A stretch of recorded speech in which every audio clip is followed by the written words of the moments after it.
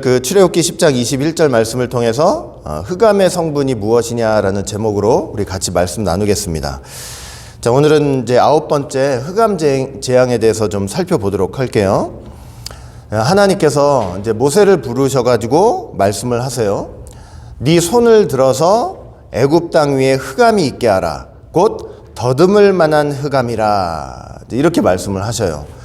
자, 이제 하나님께서 마침내 여러분들이 잘 알고 계시는 흑암 재앙을 애굽 땅에 내리시겠다고 예고를 하고 계시는 거죠. 말씀을 하고 계시는 거죠. 근데 그 흑암이, 그 어둠이 얼마나 깊은지 더듬을 만한 흑암이라 이렇게 말씀을 하셔요. 그러니까 너무나 깊은 흑암이죠.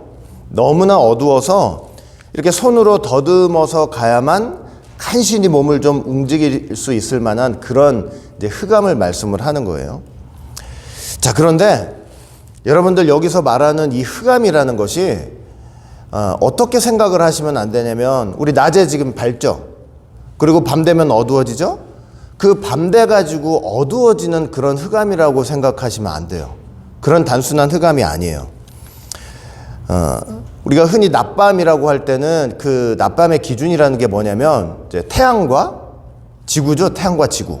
여기 이제 태양이 있어요. 여기 지구가 있죠. 그러니까 지구가 자전을 하잖아요. 자전을 하면서 태양빛을 받는 곳은 낮이 되고 태양빛을 받지 못하는 곳은 밤이 돼서 어두워지는 거잖아요. 그렇죠? 자, 그런데 흑암 재앙이라고 할 때는 이렇게 태양과 지구의 자전을 통해서 태양빛을 받지 못하는 그런 어둠이 임하는 그런 재앙이라고 간단히 생각하셔서는 안 된다는 것입니다. 어둠이 그런 어둠이 아니에요. 단순한 어둠이 아니에요. 밤 됐을 때 찾아오는 그런 어둠이 아니에요. 이 흑암이라는 단어를 히브리어로 찾아보면 호셰크라는 단어예요. 이 호셰크가 근데 어디에 등장을 하는 단어냐면 창세기 1장 2절과 창세기 1장 4절에 등장하는 단어예요.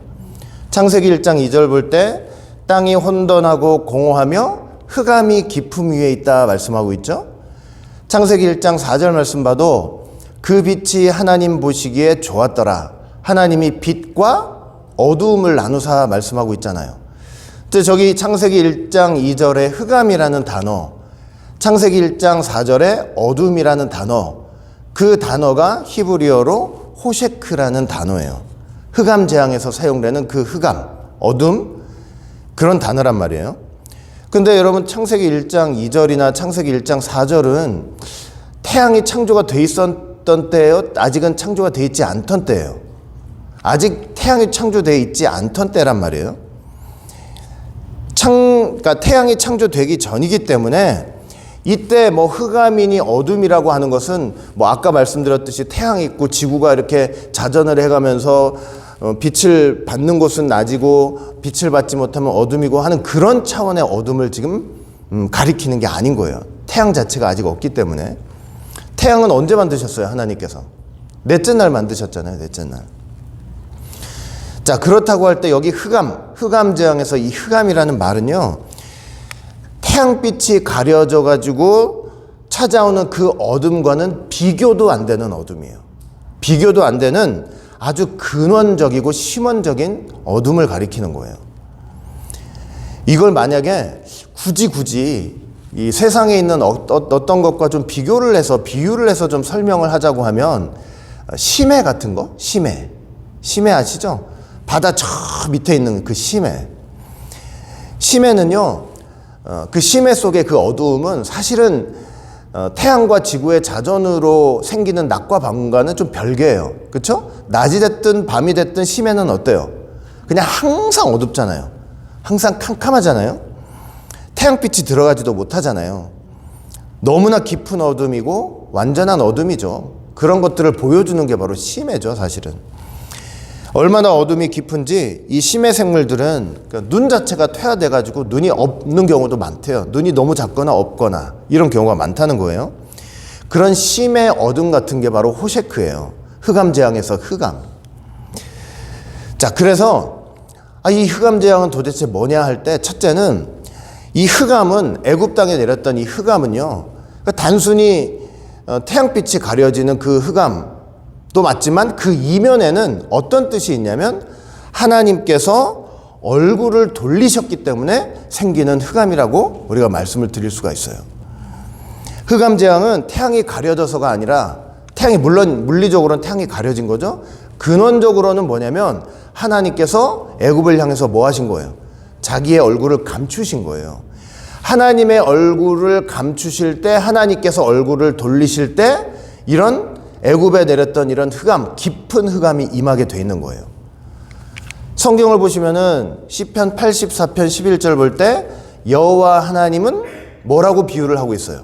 해라고 비유하고 있잖아요.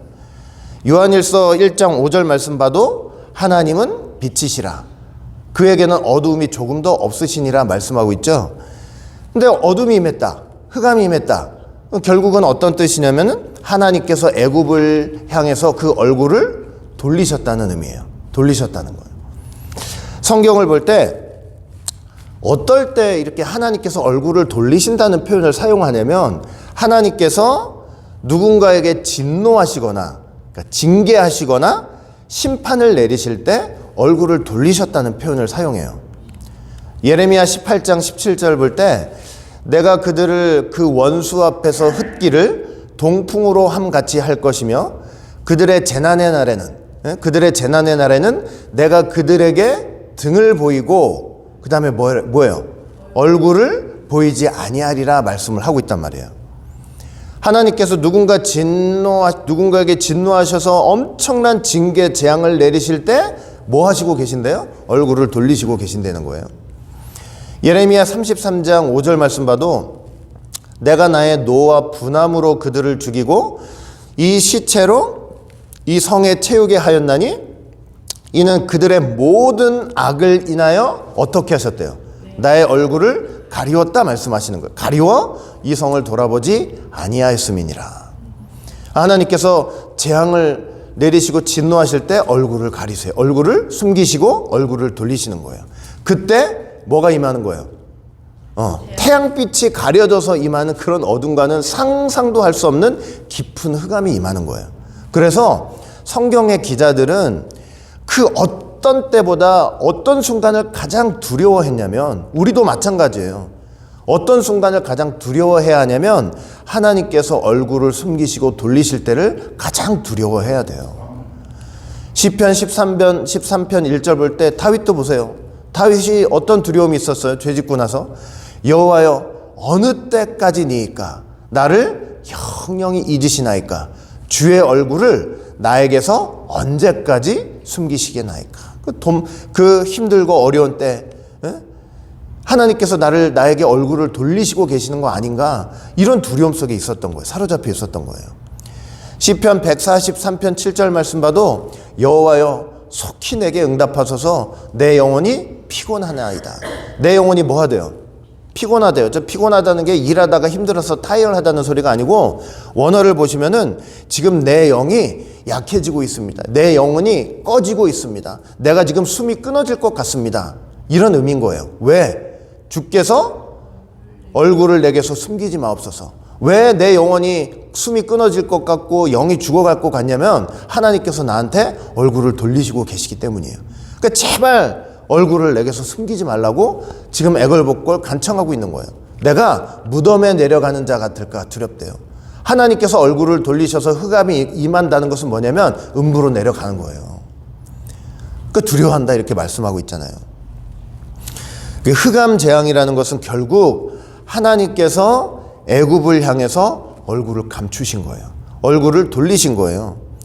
정말 지긋지긋하게 진절머리 나게 하나님 말씀에 대해서 완악함을 버리지 않는 바로를 향해서 하나님께서 그 얼굴을 감추신 거예요. 감추셨어요. 여러분, 예수님의 십자가의 시간 속에서도 이런 일이 있었죠. 십자가 시간 속에서도 예수님이 십자가에서 6시간 달려 계셨잖아요. 오전 9시부터 오후 3시까지 6시간. 그런데 오전 9시부터 정오까지 이 3시간 동안은 낮이니까 당연히 빛이 있었죠. 이때 새 말씀을 하셔요. 그리고 정오부터 오후 3시까지 있죠. 정오부터 오후 3시까지 이 3시간 동안. 그냥 놀랍잖아요. 흑암 재앙도 며칠이었어요? 3일이었죠? 이것도 3이에요. 3. 3시간이에요. 칠흑 같은 어둠이 임했습니다. 칠흑 같은 어둠. 하나님께서 예수님을 향해서 당신의 아들 독생자신데 왜 얼굴빛을 계속 비추시는 게 아니고 그 순간 이렇게 돌이켰었어요. 그러니까 칠흑 같은 어둠이 임했다는 것은 얼굴을 돌이키셨다는 뜻 아니에요. 근데 왜 하나님께서는 자신의 아들 독생자를 향해서 얼굴을 이렇게 돌이키신 것입니까? 네. 왜 그러냐면 예수님께서 지금 우리의 죄를 걸머지시고 십자가에 달려 계시기 때문이죠. 그러니까 죄 없으신 분이 우리의 죄를 걸머지시고 죄 있는 분으로 달려 계시기 때문이에요. 예수님을 그 순간 원수로 여기시고 고개를 돌리시고 바로왕처럼 바로왕 보듯이 고개를 돌리시고 쳐다보지 않으시는 거예요. 얼굴을 돌리심으로 그 바로왕 같은 거 죄에 대해서 얼마나 하나님께서 지극히 분노하시고 그 공의를 나타내시는지를 이 얼굴을 돌리심으로 보여주고 계시는 거예요. 그러니까 이렇게 어둠이라는 거는 이런 어둠이라는 거는 물론 그 3시간 동안 이렇게 어두워졌다는 거는 물리적 현상으로 보면 당연히 태양이 가려진 거죠. 그러나 태양이 가려진 게 먼저가 아니라 뭐가 먼저예요? 하나님께서 얼굴을 돌리신 게 먼저예요. 하나님께서 얼굴을 돌리실 때 태양도 그 앞에서 빛을 잃게 되는 거예요. 하나님이 얼굴을 돌리시는데 감히 태양이 내가 빛이라고 비출 수 있어요? 안 되는 거예요. 그게 안 돼요. 그리고 이 3시간 어둠은 또 이제 예수님 입장에서는 어떻게 설명도 할 수 있냐면, 자, 오전에 새 말씀 하셨잖아요. 그리고 나서 3시간 어둠이 있은 다음에 돌아가시기 직전에 4번째부터 7번째 말씀 하셨죠. 근데 그 4번째 말씀은 엘리 엘리 라마 사박단이라 그랬죠. 나의 하나님 어찌하여 나를 버리셨나이까. 이 말씀은 예수님이 지금 좌편강도 아주 죄를 깨닫지도 못하는 극한 어둠의 자리에 예수님이 대신 서셔서 고백해 주신 거라고 여러분들 잘 배웠잖아요. 자, 그렇다고 볼 때 이 3시간은 뭐냐? 이 3시간 어둠은 뭐냐면 지금 예수님께서 좌편 강도와 같은 그 어두운 마음으로 내려가시는 시간이에요. 내려가시는 시간이에요. 그게 몇 시간이 걸린 거예요? 3시간이 걸린 거예요. 3시간. 그러면 예수님은 하나님이신데 하나님께서 그 좌편 강도 그 어두운 마음에 들어가는데 내려가시는데 왜 그걸 또 3시간씩이나 걸리지? 좀 단반에 1시간으로는 안 되는 건가? 단반에 갈 수도 있잖아요. 그런데도 3시간이에요. 3시간. 네? 3시간. 흑암재앙도 3일이고 3일. 그러니까 삼수로 내려오시는 거죠. 왜 그렇겠어요? 왜 그럴까요? 왜 단박에 안 가시고 왜 삼수예요? 삼수. 여러분, 천국도 우리는 그냥 천국하지만 사도 바울은 천국을 어떻게 설명했어요? 3층 천으로 설명했잖아요. 천국이 3층 천이래요. 하늘이 3개 있는 3층 천. 어둠도 어떻게 되냐. 그냥 어둠 하면 지극히 극한 어둠 그러면 우리도 어둠 한마디로 얘기하지만 사실 어둠도 뭐냐면 3단계가 있는 거예요. 어둠도 3단계가 있어요. 제가 나중에 그거는 설명을 다시 드릴 거예요. 사단은 하나님 따라쟁이거든요. 흉내쟁이에요. 하나님께서 삼위일체 하나님이니까 자기들도 삼위일체를 흉내내가지고 붉은 용 있지, 사단마귀 있지, 그 밑에 쫄개 노릇하는 거짓 선지자들 있지. 하여튼 다 하나님 쫓아요. 다 쫓아하는데 어둠도 뭐냐? 어둠도 3층 천이 있어요. 그러니까 그 삼수를 통해서 내려오시는 거예요. 예수님께서 단박에 내려오실 수도 있는데 3시간을 걸쳐서 내려오신다는 건 뭐냐면 그 어둠의 실체 3단계를 우리에게 다 보여주시는 거예요.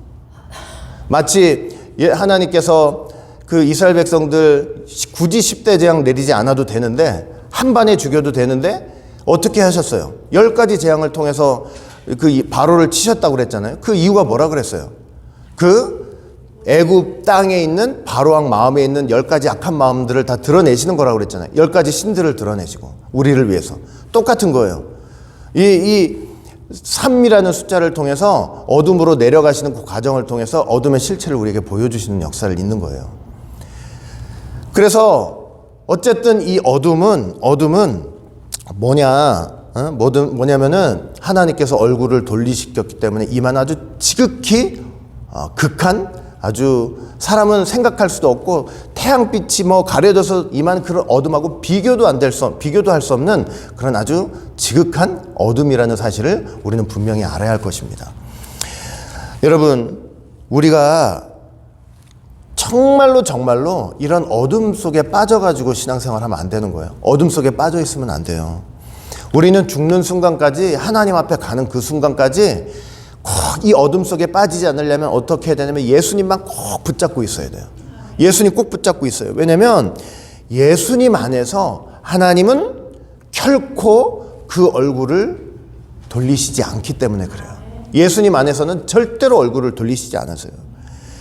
우리가 그 나라 갈 때까지 예수님 꼭 붙잡고 있어야만 하나님께서, 내가 때로는 비록 실수도 하고 죄도 짓고 하지만 그럼에도 불구하고 하나님이 너 괘씸해, 나 너 다시는 보기 싫다 이러면서 얼굴을 돌리지 않으세요. 예수님 붙잡고 있으면.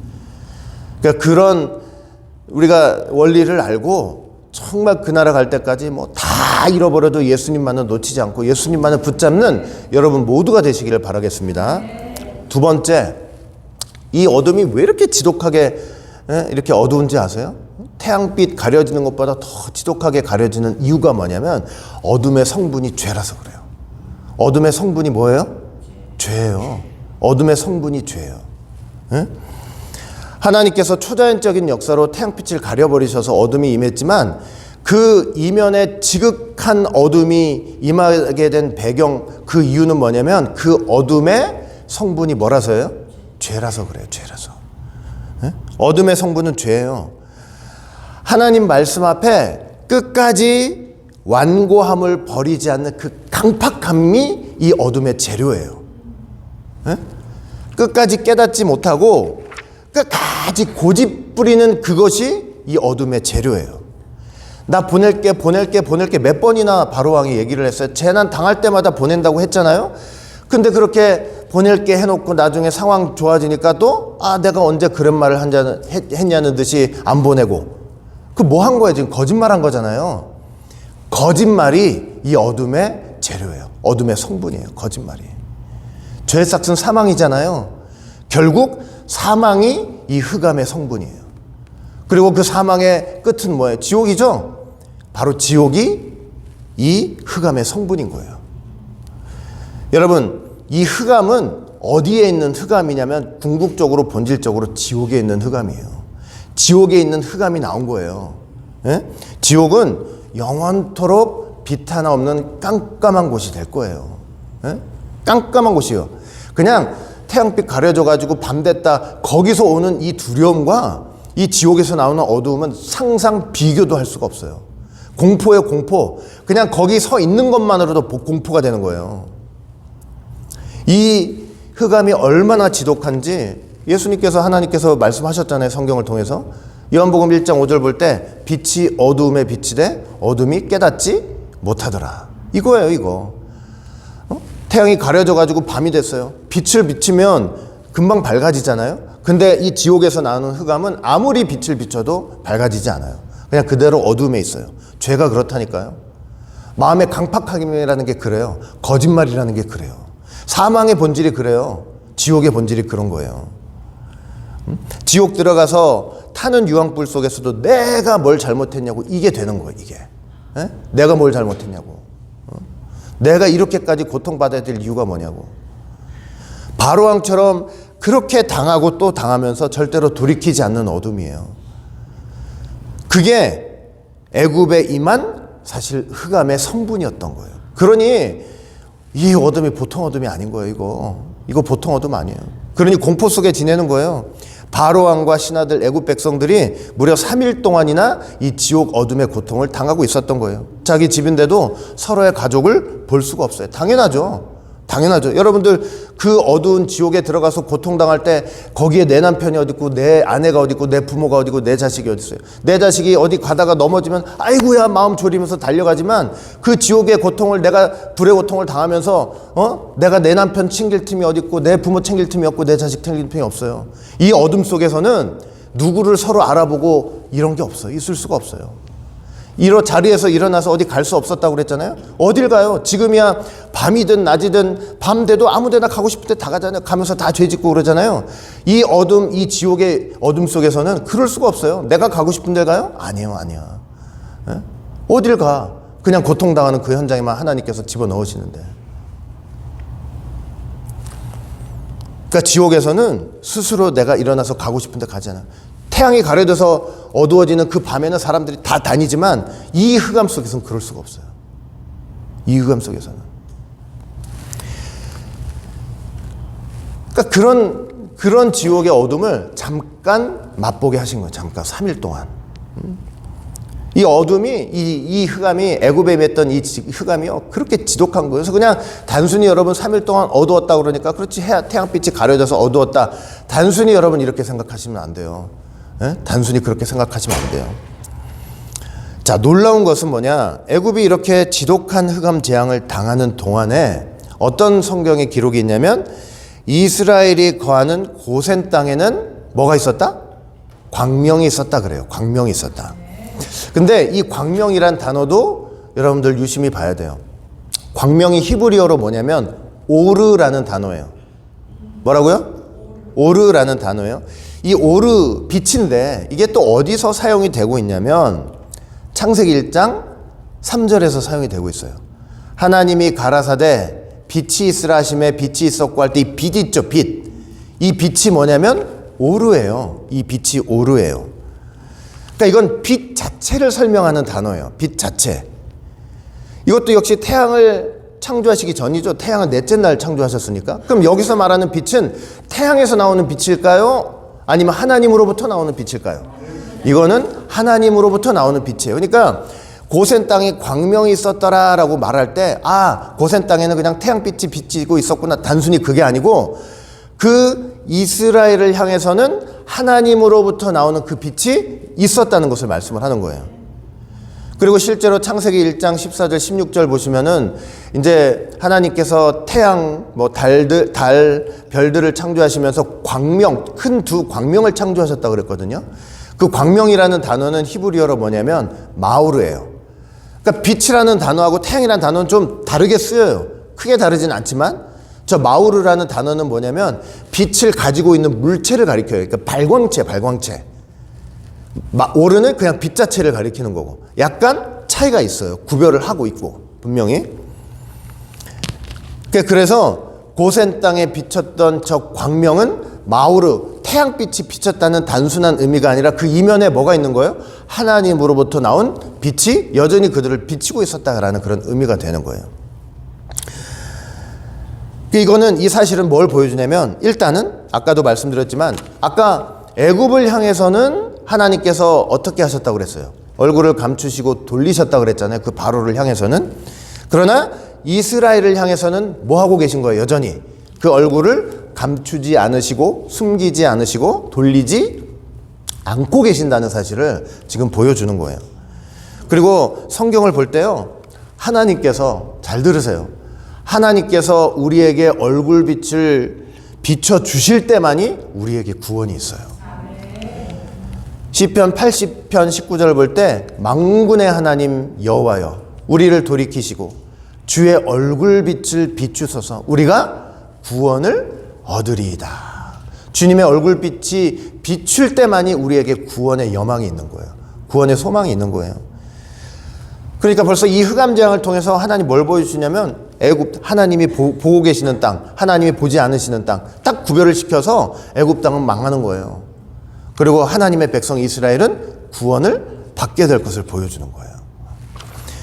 자, 그리고 이 고센 땅에 있는 광명, 이 광명은 구속사적 의미도 있어요. 구속사적 의미. 사도 바울이 첫째 날 빛이 있으라 하심에 빛이 있었고라고 그 기록된 이 첫째 날 창조 사건을 구속사적으로 해석한 구절이 있어요. 첫째 날 빛 창조 사건을 고린도서 4장 6절 볼 때 이렇게 말씀하고 있죠.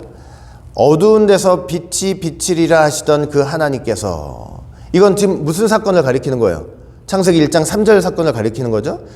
자, 그 하나님께서 그 천지 창조의 첫째 날 사건을 지금 구속사적으로 적용을 하는 거예요. 예수 그리스도 얼굴에 있는 하나님의 영광을 아는 빛을 어떻게 하셨대요? 우리 마음에 비추셨대요. 첫째 날 창조를 구속사적으로 바울은 어떻게 적용해서 설명하냐면, 우리가 예수 만나기 전에 어둡잖아요. 어두운 이 마음에 예수를 통해서 하나님의 영광을 아는 빛을 비추신 사건으로, 그래서 내 안에서 새 창조를 일으키시는 사건으로 지금 설명을 하고 있는 거예요. 제 말 이해되세요? 그래서 구속사적 의미가 바로 이거예요. 그런 구속사적 의미를 지금 고센 땅으로 가져와서 설명을 한다면 뭐냐면, 이스라엘 백성들 고센 땅한테는 빛을 비추고 계시잖아요. 왜 비추고 계시느냐? 하나님의 백성에게 예수님을 보내신다는 언약 안에서 하나님이 지금 빛을 비추고 계신다는 사실을 보여주고 있는 거예요. 이스라엘이 어두워지면 돼요, 안 돼요? 안 돼요. 왜 안 되는지 아세요? 왜? 예수님 오셔야 되니까. 예수님 오신다는 언약이 있잖아요. 아까 바울이 얘기했듯이 예수님 안에서 하나님의 빛이 있듯이 언약 안에서 이스라엘 백성들한테는 언약 안에서 하나님의 빛이 끊임없이 비추고 있는 거예요. 예수님 오실 때까지는 절대로 그 빛을 거두어가지 않으세요. 온 세상이 다 캄캄하게 돼도, 애굽처럼 막 캄캄하게 돼도 이스라엘만큼은 하나님께서 빛을 계속 비추고 계시는 거예요. 근데 이거 꼭 아셔야 돼요. 이스라엘이 남보다 좀 더 나아서 이게 아니에요. 애굽보다 조금 더 경건하고, 애굽보다는 조금 더 하나님을 잘 믿고, 애굽보다는 뭐 좀 더 도덕적으로 훌륭하고 뭔가 의로움이 있어서 지금 이스라엘에 이런 빛을 비춰주시는 게 아니에요. 사실 이스라엘도 악한 걸로 따지고 이 마음 강팍한 걸로 따지면 이 보통 아니잖아요. 40년 광야 생활하는 거 보세요. 하나님이 40년 내내 쟤들이 내게 근심거리가 됐다고 그랬잖아요. 그러니까 별로 다를 바가 없어요. 애굽 사람들하고 그 본속만 보면. 근데 뭐가 있기 때문에 그래요? 아브라함 언약이 있기 때문에 그래요. 그들한테는 아브라함의 언약이 있어서 그런 거예요. 아브라함 통해서 니네 후손들 많게 해주겠다, 땅 주겠다, 그리고 궁극적으로 그 안에서 예수 보내겠다. 세상에 이런 약속이 있으니까 하나님께서 빛을 거두어가지 않으시는 거지. 애굽보다 나아서 그런 게 아니에요. 저와 여러분들이 다른 세상 사람들보다 더 훌륭하고 인격적으로 더 배양이 되고 더 뭐 나아서 하나님께서 우리에게 우리를 향한 얼굴빛을 거둬가시는 거 아닌 거 아니에요. 우리가 뭐가 그렇게 잘나서 그랬겠어요? 우리 안에 뭐가 있기 때문에 그래요? 예수님 있기 때문에, 예수님 있기 때문에 얼굴빛을 안 걷어가시는 거예요. 예수님 안에서 그 말씀을 믿고 그 말씀을 붙잡고, 내가 때로는 성공할 때보다 실패할 때가 더 많죠. 그런데도 흑작같이 붙잡고 내가 하나님 안에서 거룩과 성별의 길을 가겠다고 고군분투하면서 그렇게 가고 있는데, 하나님께서 그 안에 그 예수를 붙잡고 그렇게 가는 그 모습을 하나님께서 우리를 보실 때 귀하게 여기시고 불쌍히 여기시기 때문에 우리를 향해서 얼굴빛을 비추시는 거 거두어가지 않으시는 거예요. 응? 말씀 붙잡고 의지하며 사는 성도들 절대 하나님께서 얼굴 감추지 않으세요. 실패하더라도, 때로는 넘어지더라도 말씀 버리지 않고 예수님 버리지 않는 이상 하나님께서 끝까지 봐주시니까 돌아올 기회가 있는 거예요. 항상. 얼마나 귀해요. 얼마나. 우리가 그런 하나님의 귀한 은혜 속에 산다는 걸 여러분 꼭 믿으시기를 바라겠습니다. 바로왕이 칠흑 같은 흑암을 견디지 못하고 이제 모세를 불러요. 한다는 말이, 야, 너희는 가서 여호와를 섬기라. 이제 섬기래요. 그런데 뭐라고 하느냐? 너희 양과 소는 두고 너희 어린 것은 함께 가라, 이러는 거예요. 자, 바로왕이 하나님 말씀에 막 이제 토를 달면서 막 제안을 하면서 했던 게 벌써 여러 번이었잖아요. 첫 번째는 뭐냐면, 이 땅에서 너희가 하나님께 희생을 드리라 그랬어요. 두 번째는 뭐냐? 너무 멀리는 가지 말라 그랬어요. 세 번째는 뭐냐? 너희 남정만 가라 그랬어요. 네 번째는 뭐냐? 지금 여호와를 섬기러 가되 양과 소는 놔두고 어린 것들만 데리고 가라, 그러는 거예요. 제가 이 바로왕을 보면서, 야, 죄인들은, 제가 보여요. 제 자신이. 죄인들은 끊임없이 하나님과 흥정하고 타협하려고 시도하는 거구나. 에? 하나님 말씀은 너무나 분명하잖아요. 하나님 말씀 너무 분명해요. 첫째 뭐냐? 사흘 길쯤 광야로 나가야 된다는 거예요. 다 나가야 된다는 거예요. 모든 생축을 다 가지고 가라는 거예요. 이게 하나님 말씀이죠. 너무나 분명하고 명확한 하나님. 여러분 이 말씀에 모호한 게 있어요, 없어요? 뭔가 모호해가지고 이렇게도 적용해 볼 수 있고 저렇게도 적용해 볼 수 있는 그 여지가 있어요, 없어요? 없어요.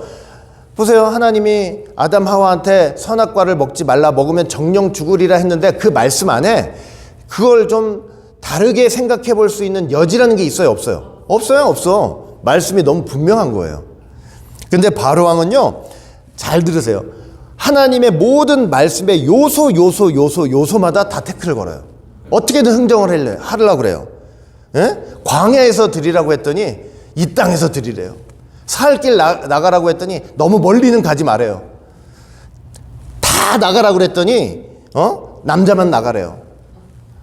모든 생축을 다 가지고 가라고 그랬더니 어린 것들만 데리고 가래. 야, 참. 하나하나에 말씀 하나하나에 다 태클을 걸고 있는 거예요. 하나하나에. 이게 우리 마음에 없을까요? 이런 게. 세상 정치는 타협이 생명이에요. 맞아요. 그렇죠? 세상 정치에서는 타협이 있어야 돼요. 내가 뭔가 원하는 것이 있어서 그걸 얻으려면 내가 주장하는 것들 중에 좀 포기하는 것도 있어야 되는 게 분명하죠. 그래야 정치라는 게 되잖아요. 세상 정치라는 게. 하나님 말씀에는 바로왕 같은 이런 흥정과 타협이 있으면 안 돼요. 반드시 광야로 나가야 되고 반드시 사흘 길을 가야 되고 다 나가라 그러면 남자만 나가면 안 되는 거예요. 다 나가야 되고 모든 생축들을 다 가지고 가야 돼요. 뭐 어린 것들만 데려가라? 일단 뭐 우리가 뭐가 그렇게 다 중요해. 그냥 일단 이 애굽 땅에서 나오는 게 중요한 거 아니냐. 뭘 좀 놔두고 가더라도 나오는 게 중요 아니냐. 우리 생각은 그래요. 그래서 세상 정치 하듯이 하게 되면 우리가 나오려면 저 바로왕한테도 뭔가 줘야 되지 않겠냐 해가지고 타협을 해가지고 나온다. 사람 생각은 그런데 하나님은 절대 그렇지 않은 거예요. 몸만 빠져나오면 되지 뭐 그렇게 다 하려고 그래. 그게 아니에요. 하나님, 여러분, 출애굽은 몸만 빠져나오는 게 절대 출애굽이 아니에요. 하나님이 이 출애굽을 통해서 진짜 원하시는 게 뭐예요? 하나님이 진짜 원하시는 거는 하나님 앞에 나와서 온전한 예배를 드리는 거예요. 하나님이 말씀하신 대로, 하나님께서 정하신 방법대로, 하나님이 말씀하신 규칙대로 온전한 예배를 드리는 게 가장 중요한 거예요. 그냥 몸만 빠져나오는 사람의 생각과 하나님의 생각이 이렇게 다른 거예요. 그러니 사사람들이 하나님 볼 때는 답답할 수도 있죠. 뭘 그렇게까지 다 악착같이 해야 되냐고. 근데 그게 아니에요. 진짜 자유는 하나님이 말씀하신 대로 할 때 거기에 자유가 있어요. 거기에 자유가. 그냥 몸만 나온다고 자유가 생기는 게 아니에요. 몸만 나와보세요. 그 애굽에 두고 나온 것 때문에 또 거기 종노릇하는 거야. 자유가 없어요, 거기에는. 모세가 바로의 타협안을 딱 거절했죠. 절대 그럴 수 없습니다. 모든 생축을 우리가 다 데리고 나가야 되겠습니다. 하나님께 제사 드릴 때 희생제물이 필요한데 생축 안 데리고 가면 우리 어떻게 하냐고. 지금 당장은 어떤 것을 드려야 하는 것인지 모르기 때문에 한 마리도 그냥 남기고 갈 수가 없습니다. 바로왕이 화가 나가지고 이제 자기 마음대로 안 되잖아요. 나를 떠나가라. 다시는 내 얼굴을 보지 말아라. 다시 보는 날에 너 정령 죽을 거야. 이제 협박하는 거예요. 아주 거칠고 무례하게 모세를 추방해버렸죠. 모세가 좀 다른 때와 달라요. 이번에는. 다른 때와 좀 달라요. 이번에는 모세가 참지 않았어요. 그래요?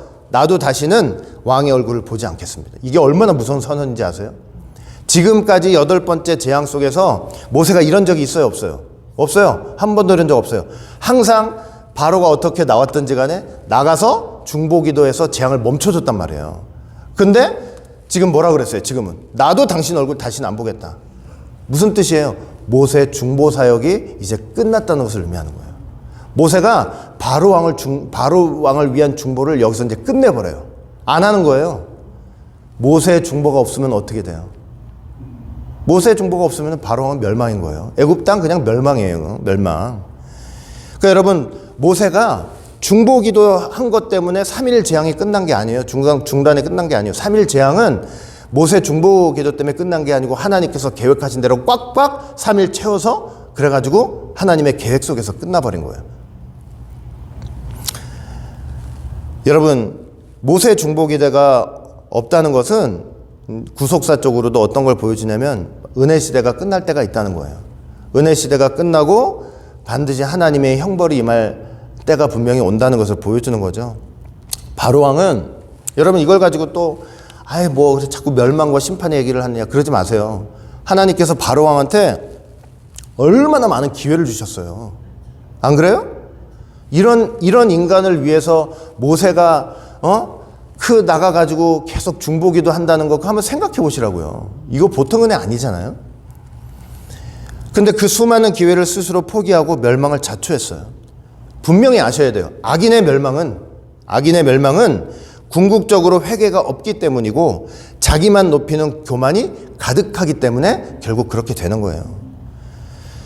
지금은 예수 그리스도의 중보가 있는 시대입니다. 지금은 중보가 있는 시대예요. 지금 하나님 우편에서 예수님께서 우리를 위해서 뭐하고 계세요? 기도하고 계세요. 이 중보가 있는 시대의 귀한 은혜의 특징이 뭐냐?